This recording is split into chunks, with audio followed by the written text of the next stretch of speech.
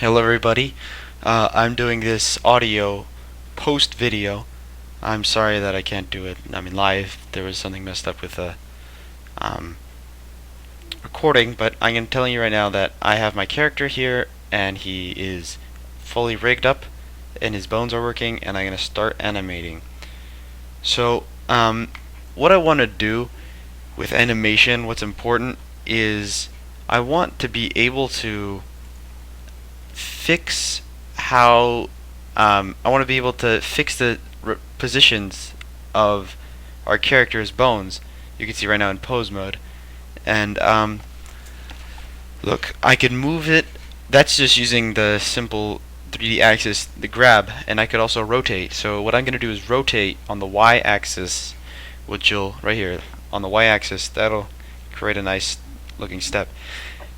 I can rotate the knee to make it like more of a marching step, but this is no one's going to be walking like this.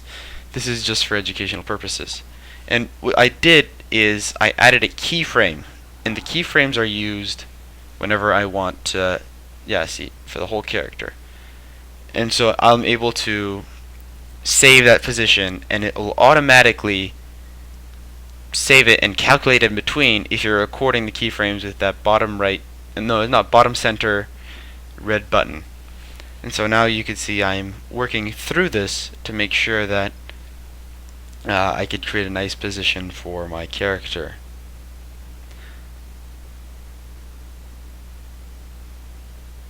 An important concept is copying and pasting. If you want to copy and paste, you can see on the left on the tools there's copy and paste, but you have to hit A to select all, copy, and then paste it, and then insert a keyframe that will then affect it. So now I'm going around 60 frames, and you can see that it's not going to be the greatest animation.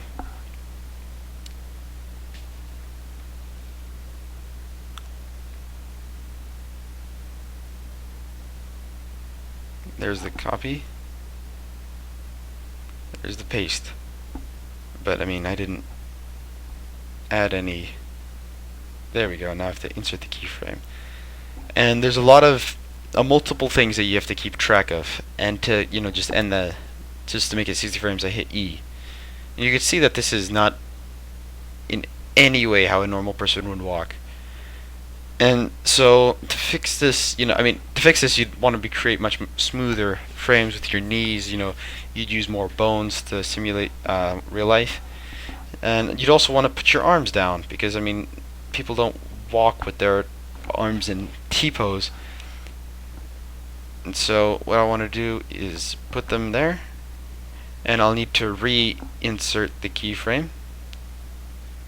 And what I'll do is I want to kind of create a step jumping jack type animation. You can see that that's boring.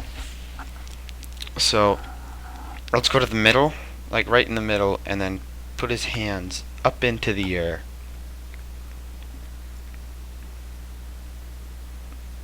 And then I'll just insert a keyframe. Boom. But now he doesn't go back. So at the end, let's copy. But you could see now I only had one arm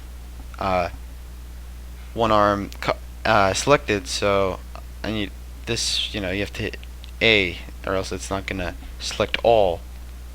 You need to hit A. You select all of the bones, copy them, their positions. You paste them, insert keyframes.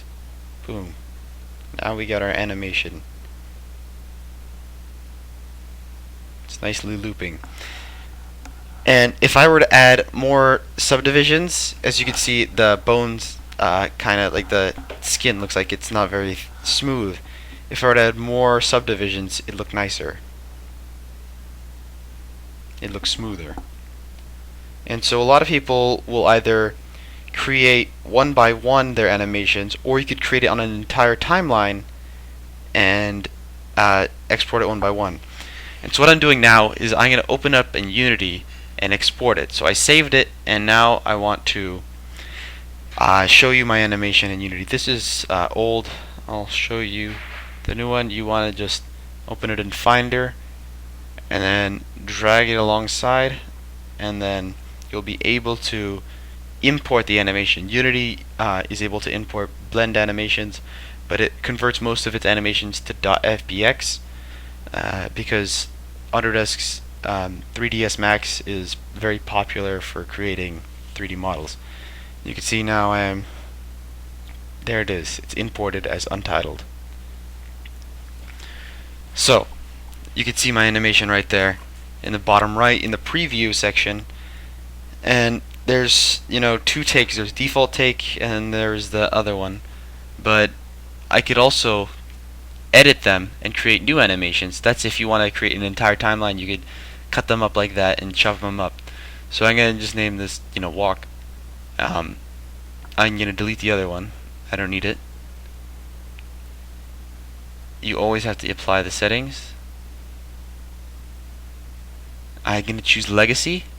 Legacies, I like legacy, but they now have humanoid and mechanim, which is if you want to blend animations.